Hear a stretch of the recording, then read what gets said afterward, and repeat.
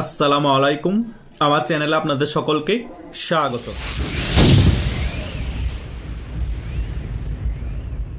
আমি আপনাদেরকে অনেক আগেই ভিডিও করে বলেছিলাম বাংলাদেশে যে মব কালচার শুরু হয়েছে এবং মব করে মানুষকে মেরে ফেলছে এবং জঙ্গিবাদের উত্থান হয়েছে।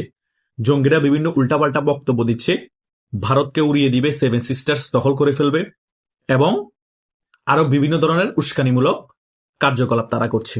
এই সকল কার্যকলাপ হিতে বিপরীত হয়ে যাবে।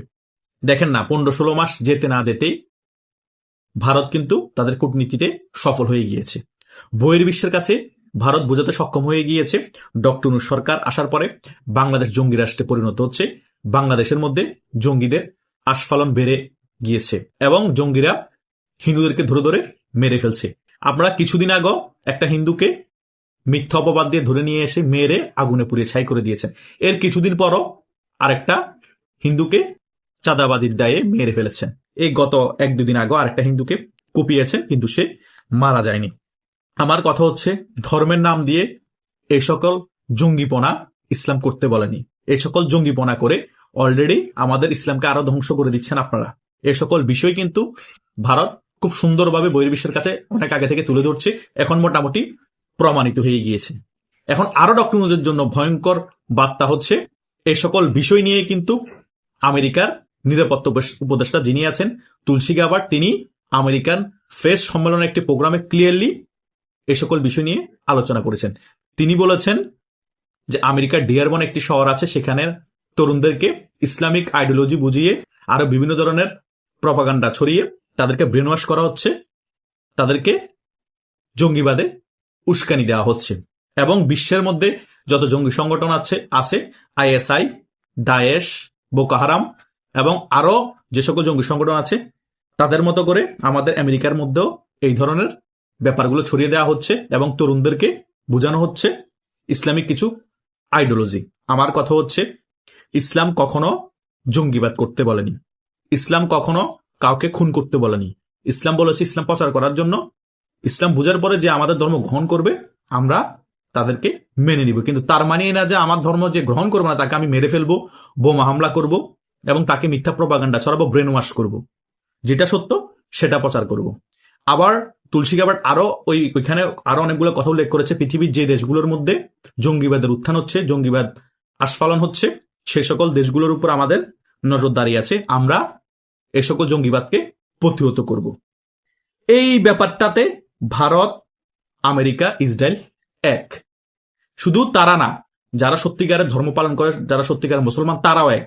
কারণ ধর্মের মধ্যে কখনো জঙ্গিবাদকে কোনো ধর্মের সমর্থন করে না, ইসলাম তো সমর্থনই করে না, কারণ ইসলাম হচ্ছে শান্তির ধর্ম। যারা উগ্রবাদী ছড়াচ্ছে, যারা বলছে হিন্দুরা এই করে সেই করে, মিথ্যা অপবাদ দিয়ে মেরে ফেলছে, তাদেরকে আমি বলতে চাচ্ছি, তারা যদি আমাদের নবীদেরকে অবমাননা করেই থাকে, দেশে আইন আছে, আইন অনুযায়ী বিচার হবে। আপনারা এমন নৃশংসভাবে মারবেন না যে মানুষ আমাদের ধর্ম সম্পর্কে ভুল বুঝে। এখন ডক্টর ইউনূস কি করবে? ডক্টর ইউনূসের উপর তো আমেরিকার নিরাপত্তা উপদেষ্টা তুলসী গাবার্ডও খেপা, ভারতও খেপা। আর খেপা হওয়ার মেইন কারণ হচ্ছে তুলসী গাবার্ড নিজেও একজন হিন্দু, তিনি খুবই ইসকনের ভক্ত। এটাই হচ্ছে বাস্তবতা। চারিদিক থেকে কূটনীতিকভাবে ডক্টর ইউনূস প্যাকেট হয়ে আছে। শুধু তাই নয়, ইসরায়েলও খেপা, কারণ জঙ্গিবাদের ক্ষেত্রে এই তিনটা দেশ একত্রিত হয়ে যায়, অলরেডি একত্রিত হয়ে গিয়েছে। বিভিন্ন মিডিয়ায় এ নিয়ে অনেক প্রচারণা হচ্ছে। তো ডক্টর ইউনূসের মোটামুটি পৃথিবী ছোট হয়ে এসেছে। তারপরে ডক্টর ইউনূস এখন গায়ের যুদ্ধে কি করছে?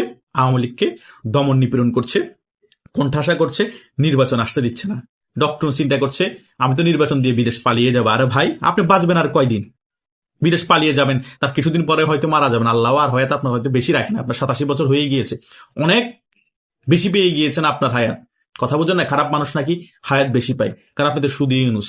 সুদ খেতে খেতে এত খারাপ আপনার জমা হয়েছে, আপনার হায়াতের কারণে আল্লাহ বাড়িয়ে দিয়েছে যাতে ভালো হওয়ার সময়টা আপনি পান, কিন্তু আপনি ভালো হন নাই, বরং আরো খারাপ হয়েছেন যত হায়াত পাচ্ছেন। তাই আর বেশি দিন বাঁচিয়ে রাখবে না।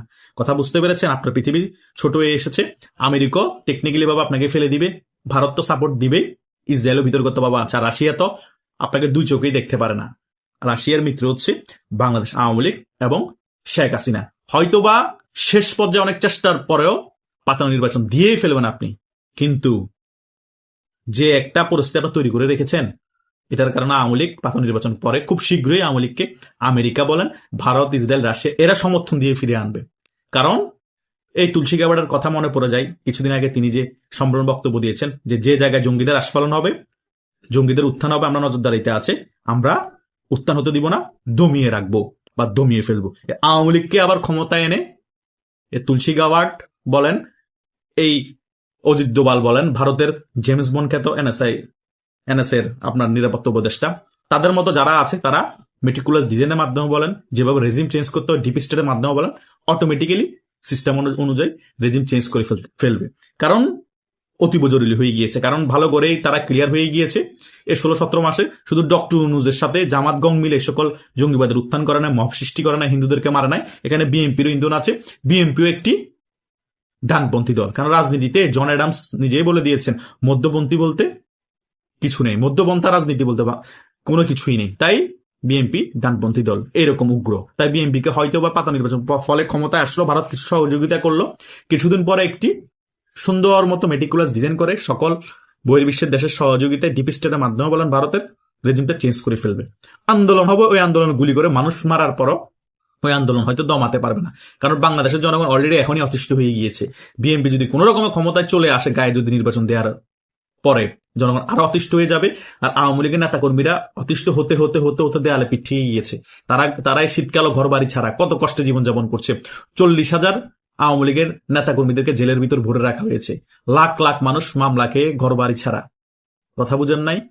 এটাই হচ্ছে বাস্তবতা। প্রায় 800-র উপর আওয়ামী লীগের অনেক সিনিয়র নেতাকর্মীদেরকে মেরে ফেলা হয়েছে এই 16-17 মাসে।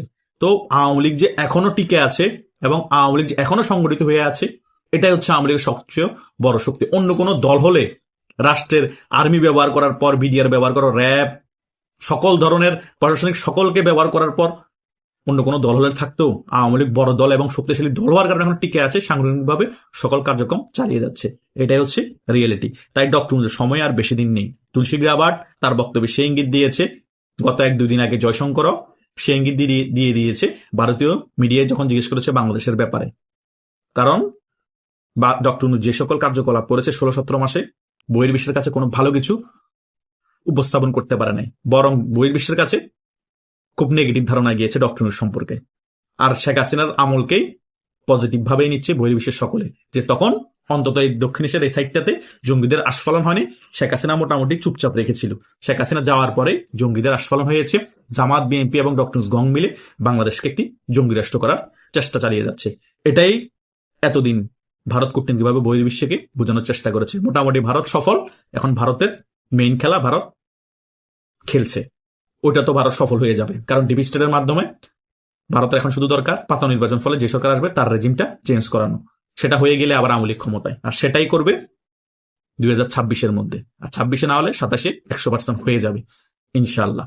আশা করছি আপনারা সকল বিষয় বুঝতে পেরেছেন। আপনাদের যদি কোনো মতামত থাকে কমেন্ট করে জানাতে পারেন। ধন্যবাদ সকলকে।